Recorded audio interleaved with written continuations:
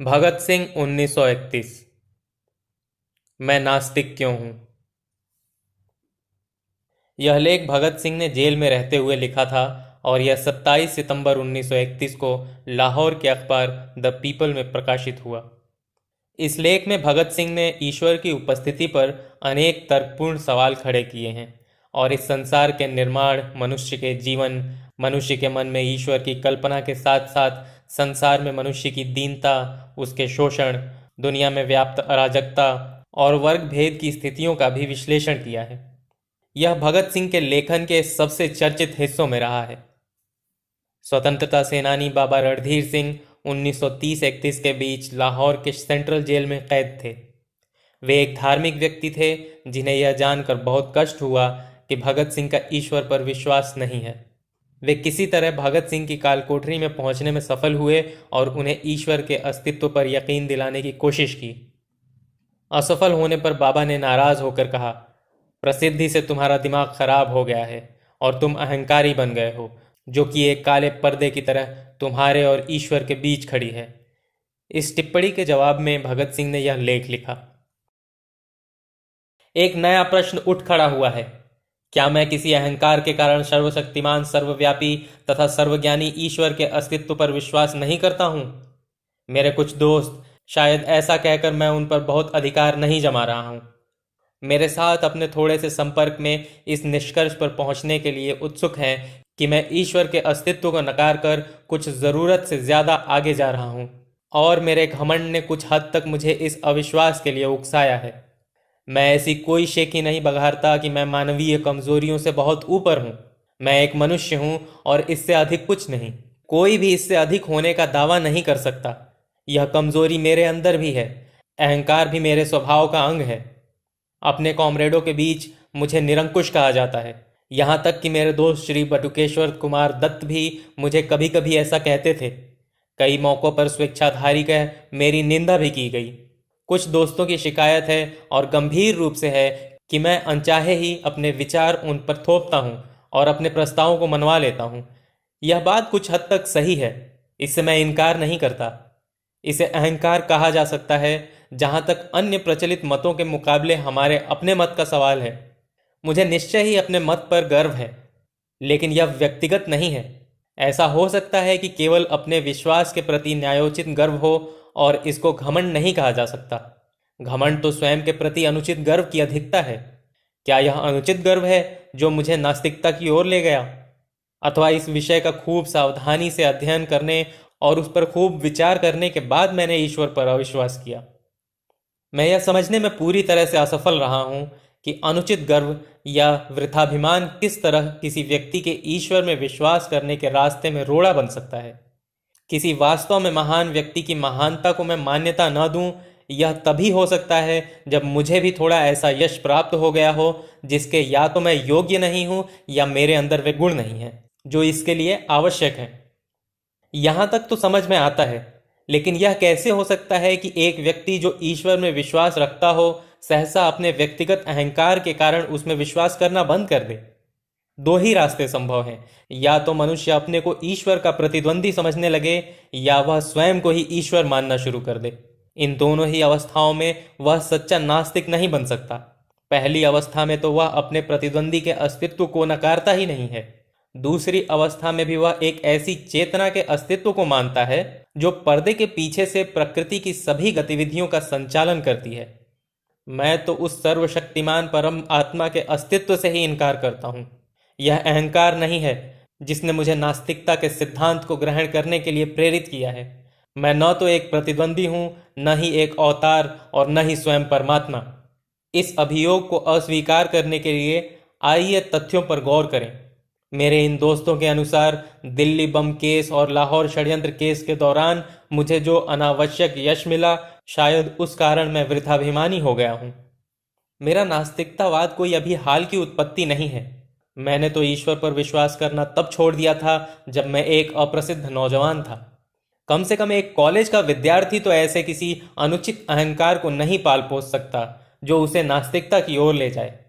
यद्यपि मैं कुछ अध्यापकों का चहेता था तथा कुछ अन्य को मैं अच्छा नहीं लगता था, पर मैं कभी भी बहुत मेहनती अथवा पढ़ाकू विद्यार्थी नहीं रहा।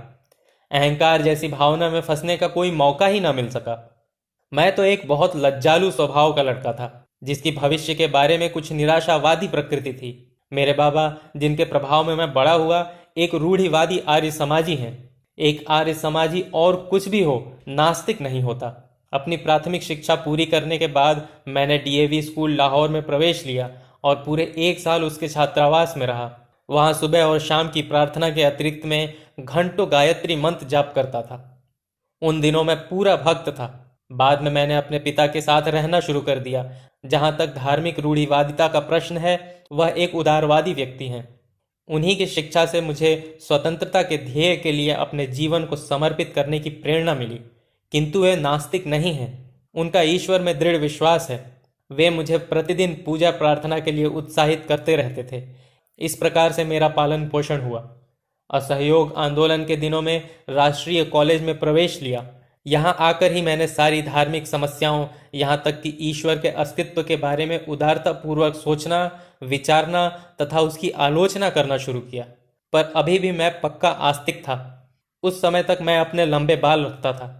यद्यपि मुझे कभी भी सिख या अन्य धर्मों की पौराणिकता और सिद्धांतों में विश्वास न हो सका था, किंतु मेरी ईश्वर के अस्तित्व में दृढ़ निष्ठा थी। बाद में मैं क्रांतिकारी पार्टी से जुड़ा। वहां जिस पहले नेता से मेरा संपर्क हुआ, वे तो पक्का विश्वास न होते हुए भी ईश्वर के अस्तित्व को नकारने का साहस ही नहीं कर सकते थे। ईश्वर के बारे में मेरे हठपूर्वक पूछते रहने पर वे कहते, जब इच्छा हो तब पूजा कर लिया करो। यह नास्तिकता है जिसमें साहस का अभाव है। दूसरे नेता जिनके मैं संपर्क में आया, पक्के श्रद्धालु आदरणीय कॉमरेड शचि चंद्र नाथ सान्याल, आजकल काकोरी षड्यंत्र केस के सिलसिले में आजीवन कारावास भोग रहे हैं। उनकी पुस्तक बंदी जीवन ईश्वर की महिमा का जोर शोर से गान है। उन्होंने उसमें ईश्वर के ऊपर प्रशंसा के पुष्प रहस्यात्मक वेदांत के कारण बरसाए हैं। 28 जनवरी 1925 को पूरे भारत में जो द रिवॉल्यूशनरी पर्चा बांटा गया था, वह उन्हीं के बौद्धिक श्रम का परिणाम है। उसमें सर्वशक्तिमान और उसकी लीला एवं कार्यों की प्रशंसा की गई है। मेरा ईश्वर के प्रति अविश्वास का भाव क्रांतिकारी दल में भी प्रस्फुटित नहीं हुआ था।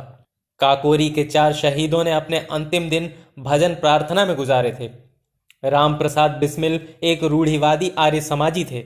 समाजवाद तथा साम्यवाद में अपने वृहद अध्ययन के बावजूद राजेन लाहाड़ी उपनिषद एवं गीता के श्लोकों के उच्चारण की अपनी अभिलाषा को दबा न सके। मैंने उन सब में सिर्फ एक ही व्यक्ति को देखा जो कभी प्रार्थना नहीं करता था और कहता था, दर्शन शास्त्र मनुष्य की दुर्बलता अथवा ज्ञान के सीमित होने के कारण उत्पन्न होता है। वह भी आजीवन निर्वासन की सजा भोग रहा है, परंतु उसने भी ईश्वर के अस्तित्व को नकारने की कभी हिम्मत नहीं की। इस समय तक मैं केवल एक रोमांटिक आदर्शवादी क्रांतिकारी था। अब तक हम दूसरों का अनुसरण करते थे। अब अपने कंधों पर जिम्मेदारी उठाने का समय आया था। यह मेरे क्रांतिकारी जीवन का एक निर्णायक बिंदु था। अध्ययन की पुकार मेरे मन के गलियारों में गूंज रही थी। विरोधियों द्वारा रखे गए तर्कों का सामना करने योग्य बनने के लिए अध्ययन करो। अपने मत के पक्ष में तर्क देने के लिए सक्षम होने के वास्ते पढ़ो। मैंने पढ़ना शुरू कर दिया। इससे मेरे पुराने विचार व विश्वास अद्भुत रूप से परिष्कृत हुए। रोमांस की जगह गंभीर विचारों ने ले ली। न और अधिक रहस्यवाद, न ही अंधविश्वास। यथार्थवाद हमारा आधार बना। मुझे विश्व क्रांति के अनेक आदर्शों के बारे में पढ़ने का खूब मौका मिला।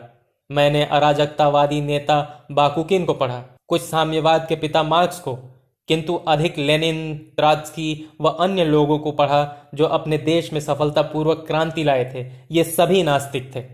बाद में मुझे निर्लंब स्वामी की पुस्तक सहज ज्ञान मिली। इसमें रहस्यवादी नास्तिकता थी। 1926 के अंत तक मुझे इस बात का विश्वास हो गया कि एक सर्वशक्तिमान परम आत्मा की बात, जिसने ब्रह्मांड का सृजन, दिग्दर्शन और संचालन किया, एक कोरी बकवास है। मैंने अपने इस अविश्वास को प्रदर्शित नहीं किया। मैंने इस विषय पर अपने दोस्तों से बहस की।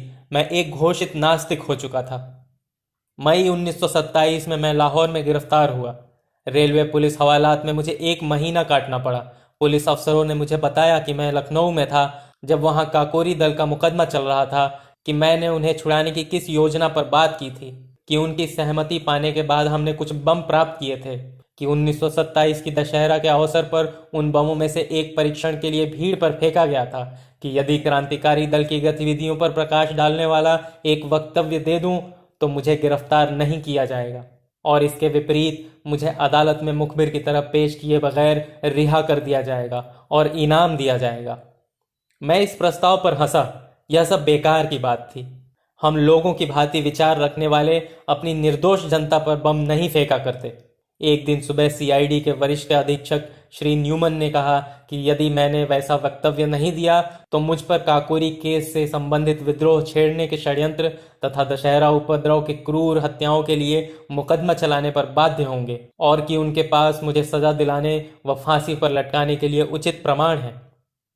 उसी दिन से कुछ पुलिस अफसरों ने मुझे नियम से दोनों समय ईश्वर की स्तुति करने के लिए फुसलाना शुरू किया, पर अब मैं एक नास्तिक था। मैं स्वयं के लिए यह बात तय करना चाहता था कि क्या शांति और आनंद के दिनों में ही मैं नास्तिक होने का दम भरता हूं, या ऐसे कठिन समय में भी मैं उन सिद्धांतों पर अड़िग रहता हूं। बहुत सोचने के बाद मैंने निश्चय किया कि किसी भी तरह ईश्वर पर विश्वास तथा प्रार्थना मैं नहीं कर सकता। नहीं, मैंने एक क्षण के लिए भी नहीं की। यही असली परीक्षण था और मैं सफल रहा। अब मैं एक पक्का अविश्वासी था और तब से लगातार हूं। इस परीक्षण पर खरा उतरना आसान काम न था। विश्वास कष्टों को हल्का कर देता है, यहां तक कि उन्हें सुखकर बना सकता है। ईश्वर में मनुष्य को अत्यधिक सांत्वना देने वाला एक आधार मिल सकता है।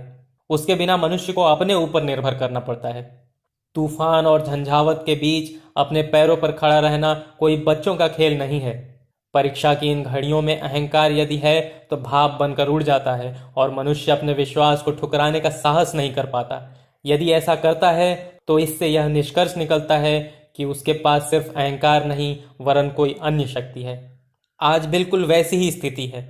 निर्णय का पूरा पूरा पता है। एक सप्ताह के अंदर ही यह घोषित हो जाएगा कि मैं अपना जीवन एक ध्येय पर न्यौछावर करने जा रहा हूं। इस विचार के अतिरिक्त और कोई सांत्वना हो सकती है? ईश्वर में विश्वास रखने वाला हिंदू पुनर्जन्म पर राजा होने की आशा कर सकता है। एक मुसलमान या ईसाई स्वर्ग में व्याप्त समृद्धि के आनंद तथा अपने कष्टों और बलिदान के लिए पुरस्कार की कल्पना कर सकता है। किंतु मैं क्या आशा करूं? मैं जानता हूं कि जिस क्षण रस्सी का फंदा मेरी गर्दन पर लगेगा और मेरे पैरों के नीचे से तख्ता हटेगा, वह पूर्ण विराम होगा, वह अंतिम क्षण होगा। मैं या मेरी आत्मा सब वहीं समाप्त हो जाएगी, आगे कुछ न रहेगा। एक छोटी सी जूझती हुई जिंदगी जिसकी कोई ऐसी गौरवशाली परिणति नहीं है, अपने में स्वयं एक पुरस्कार होगी, यदि मुझमें इस दृष्टि से देखने का साहस हो। बिना किसी स्वार्थ के यहाँ या यहाँ के बाद पुरस्कार की इच्छा के बिना मैंने अनासक्त भाव से अपने जीवन को स्वतंत्रता के ध्येय पर समर्पित कर दिया है, क्योंकि मैं और कुछ कर ही नहीं सकता था। जिस दिन हमें इस मनोवृत्ति के बहुत से पुरुष और महिलाएं मिल जाएंगे जो अपने जीवन को मनुष्य की सेवा और पीड़ित मानवता के उद्धार के अतिरिक्त कहीं समर्पित कर ही नहीं सकते, उसी दिन मुक्ति के युग का शुभारंभ होगा। वे शोषकों, उत्पीड़कों और अत्याचारियों को चुनौती देने के लिए उत्प्रेरित होंगे। इसलिए नहीं कि उन्हें राजा बनना है या कोई अन्य पुरस्कार प्राप्त करना है, यहाँ या अगले जन्म में या मृत्युपरांत स्वर्ग में। उन्हें तो मानवता की गर्दन से दास्ता का जुआ उतार फेंकने और मुक्ति एवं शांति स्थापित करने के लिए इस मार्ग को अपनाना होगा। क्या वे उस रास्ते पर चलेंगे जो उनके अपने लिए खतरनाक किंतु उनकी महान आत्मा के लिए एकमात्र कल्पनीय रास्ता है? क्या इस महान ध्येय के प्रति उनके गर्व को अहंकार कहकर उसका गलत अर्थ निकाला जाएगा? कौन इस प्रकार के घृणित विशेषण बोलने का साहस करेगा? या तो वह मूर्ख है या धूर्त। हमें चाहिए कि उसे क्षमा कर दें, क्योंकि वह उस हृदय में उद्वेलित उच्च विचारों, भावनाओं, आवेगों तथा उनकी गहराई को महसूस नहीं कर सकता। उसका हृदय मांस के एक टुकड़े की तरह मृत है। उसकी आंखों पर अन्य स्वार्थों के प्रेतों की छाया पड़ने से वे कमजोर हो गई है। स्वयं पर भरोसा रखने के गुण को सदैव अहंकार की संज्ञा दी जाती है। यह दुखपूर्ण और कष्टप्रद है, पर चारा ही क्या है? आलोचना और स्वतंत्र विचार एक क्रांतिकारी के दोनों अनिवार्य गुण हैं, क्योंकि हमारे पूर्वजों ने किसी परमात्मा के प्रति विश्वास बना लिया था। अतः कोई भी व्यक्ति जो उस विश्वास को सत्यता या उस परम आत्मा के अस्तित्व को ही चुनौती दे, उसको विधर्मी, विश्वासघाती कहा जाएगा। यदि उसके तर्क इतने अकाट्य हैं कि उनका खंडन वितर्क द्वारा नहीं हो सकता और उसकी आस्था इतनी प्रबल है कि उसे ईश्वर के प्रकोप से होने वाली विपत्तियों का भय दिखाकर दबाया नहीं जा सकता, तो उसकी यह कहकर निंदा की जाएगी कि वह वृथाभिमानी है। यह मेरा अहंकार नहीं था जो मुझे नास्तिकता की ओर ले गया। मेरे तर्क का तरीका संतोषप्रद सिद्ध होता है या नहीं, इसका निर्णय मेरे पाठकों को करना है, मुझे नहीं। मैं जानता हूं कि ईश्वर पर विश्वास ने आज मेरा जीवन आसान और मेरा बोझ हल्का कर दिया होता।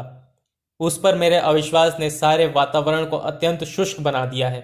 थोड़ा सा रहस्यवाद इसे कवित्वमय बना सकता है, किंतु मेरे भाग्य को किसी उन्माद का सहारा नहीं चाहिए। मैं यथार्थवादी हूं।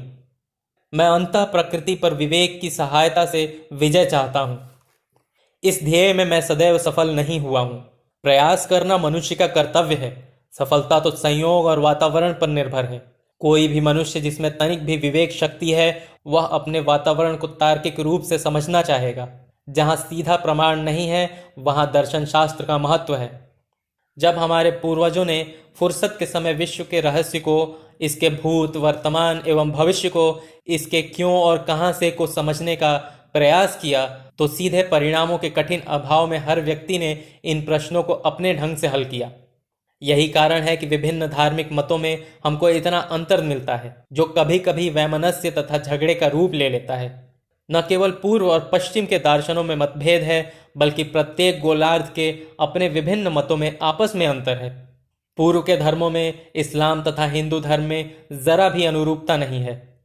भारत में ही बौद्ध तथा जैन धर्म उस ब्राह्मणवाद से बहुत अलग हैं, जिसमें स्वयं आर्य समाज व सनातन धर्म जैसे विरोधी मत पाए जाते हैं। पुराने समय का एक स्वतंत्र विचारक चार्वाक है। उसने ईश्वर को पुराने समय में ही चुनौती दे दी थी। हर व्यक्ति अपने को सही मानता है।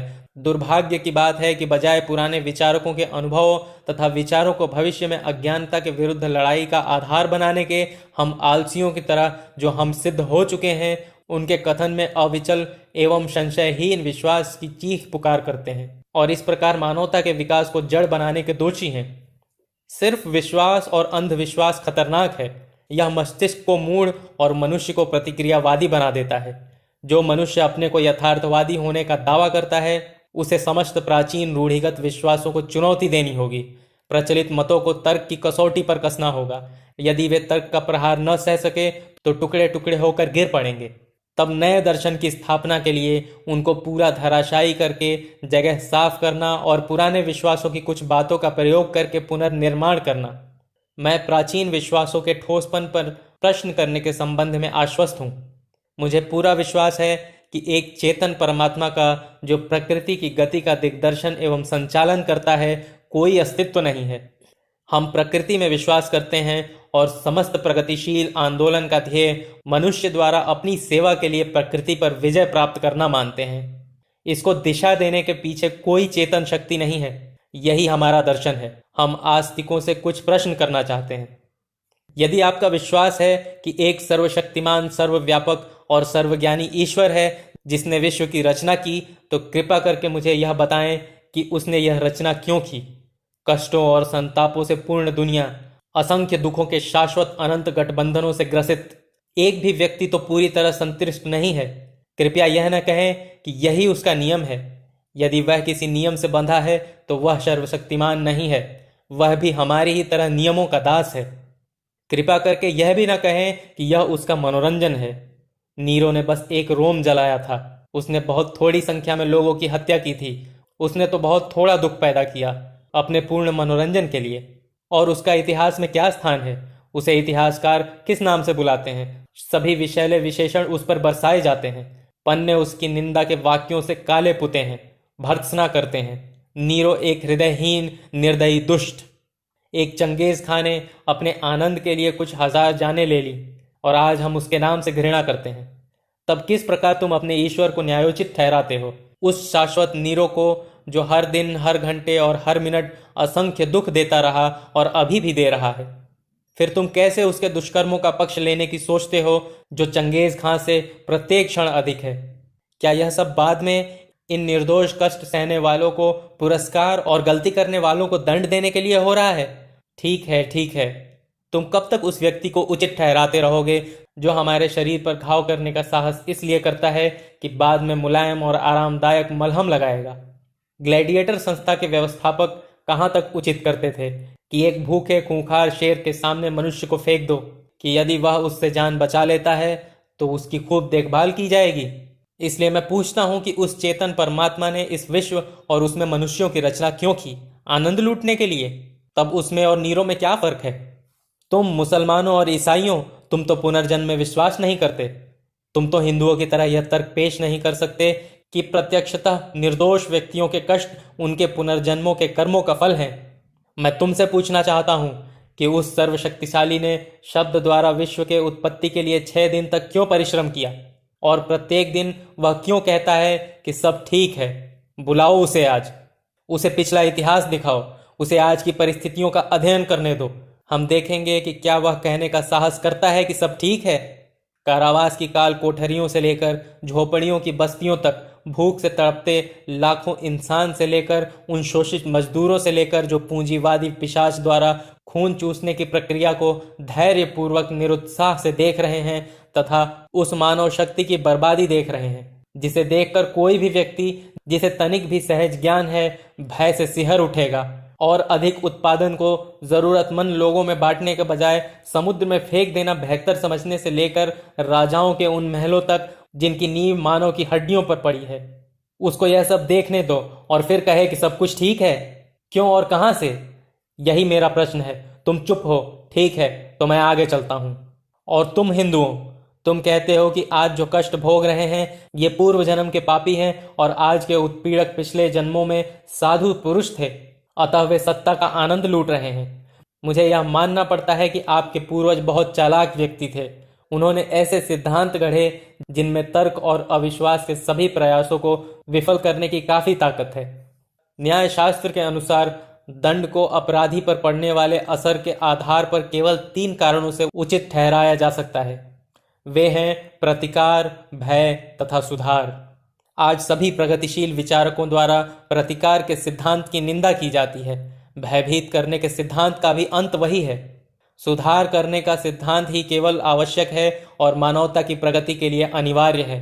इसका ध्येय अपराधी को योग्य और शांतिप्रिय नागरिक के रूप में समाज को लौटाना है।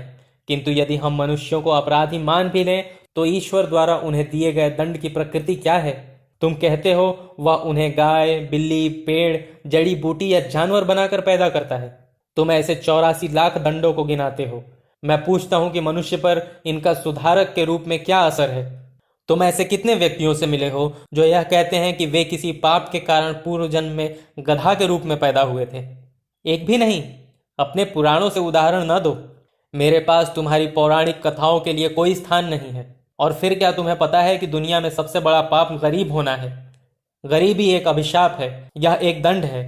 मैं पूछता हूं कि दंड प्रक्रिया की कहां तक प्रशंसा करें, जो अनिवार्यतः मनुष्य को और अधिक अपराध करने को बाध्य करे? क्या तुम्हारे ईश्वर ने यह नहीं सोचा था, या उसको भी ये सारी बातें मानवता द्वारा अकथनीय कष्टों के झेलने की कीमत पर अनुभव से सीखनी थी? तुम क्या सोचते हो, किसी गरीब या अनपढ़ परिवार जैसे एक चमार या मेहतर के यहाँ पैदा होने पर इंसान का क्या भाग्य होगा? चूंकि वह गरीब है इसलिए पढ़ाई नहीं कर सकता। वह अपने साथियों से तिरस्कृत एवं परित्यक्त रहता है, जो ऊंची जाति में पैदा होने के कारण अपने को ऊंचा समझते हैं।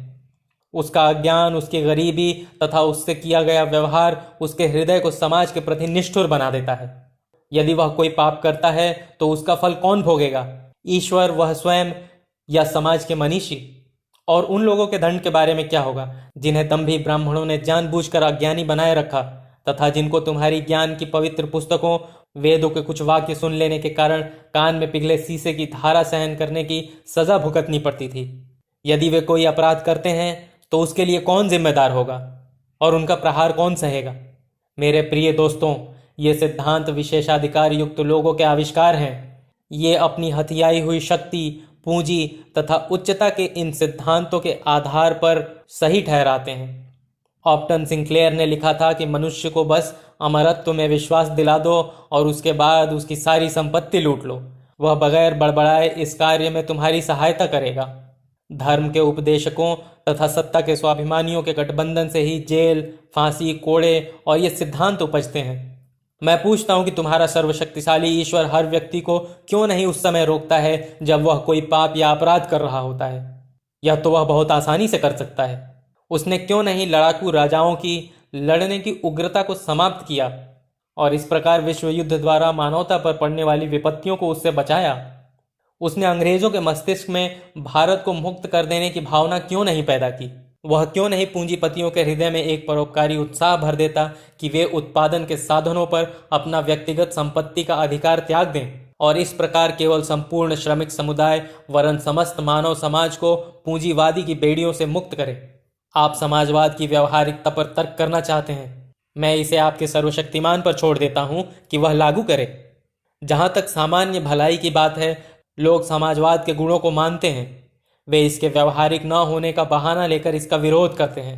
परमात्मा को आने दो और वह चीज को सही तरीके से कर दे।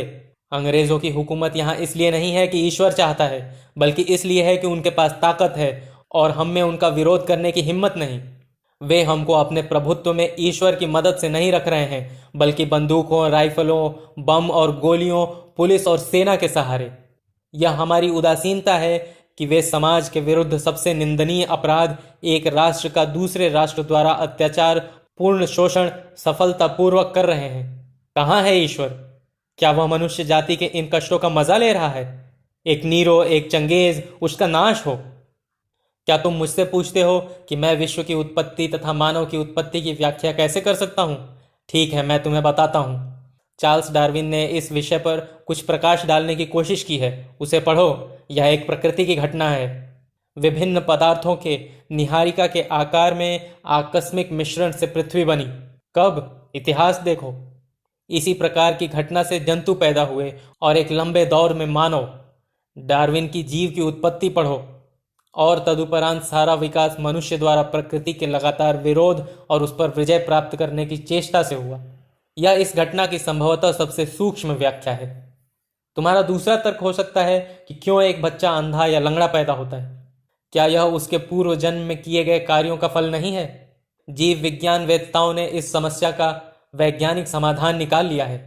अवश्य ही तुम एक और बचकाना प्रश्न पूछ सकते हो, यदि ईश्वर नहीं है तो लोग उसमें विश्वास क्यों करने लगे? मेरा उत्तर सूक्ष्म तथा स्पष्ट है। जिस प्रकार वे प्रेतों तथा दुष्ट आत्माओं में विश्वास करने लगे, अंतर केवल इतना है कि ईश्वर में विश्वास विश्वव्यापी है और दर्शन अत्यंत विकसित।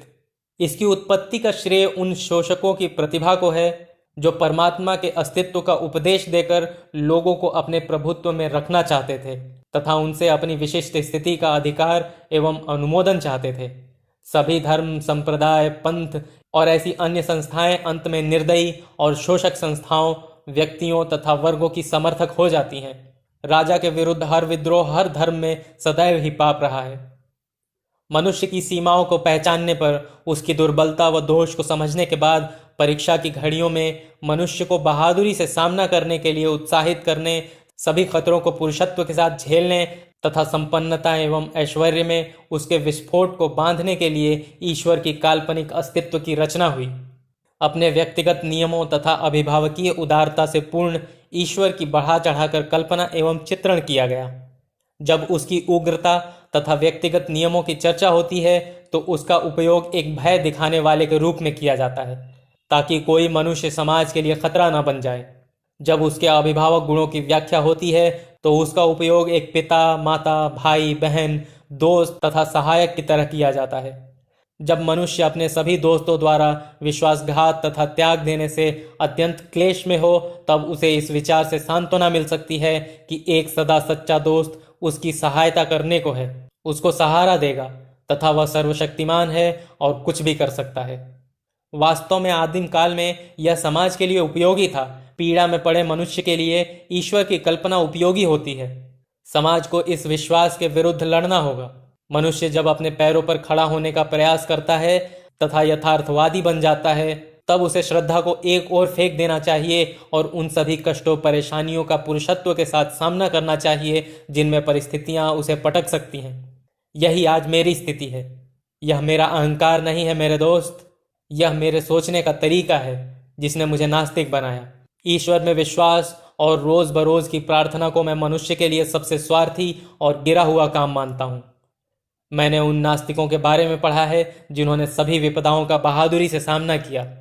अतः मैं भी एक पुरुष की भांति फांसी के फंदे की अंतिम घड़ी तक सिर ऊंचा किए खड़ा रहना चाहता हूं। हमें देखना है कि मैं कैसे निभा पाता हूं। मेरे एक दोस्त ने मुझे प्रार्थना करने को कहा। जब मैंने उसे नास्तिक होने की बात बताई तो उसने कहा, अपने अंतिम दिनों में तुम विश्वास करने लगोगे। मैंने कहा, नहीं मेरे प्यारे दोस्त, ऐसा नहीं होगा। मैं इसे अपने लिए अपमानजनक तथा भ्रष्ट होने की बात समझता हूं। स्वार्थी कारणों से मैं प्रार्थना नहीं करूंगा। पाठकों और दोस्तों, क्या यह अहंकार है? अगर है तो मैं स्वीकार करता हूं।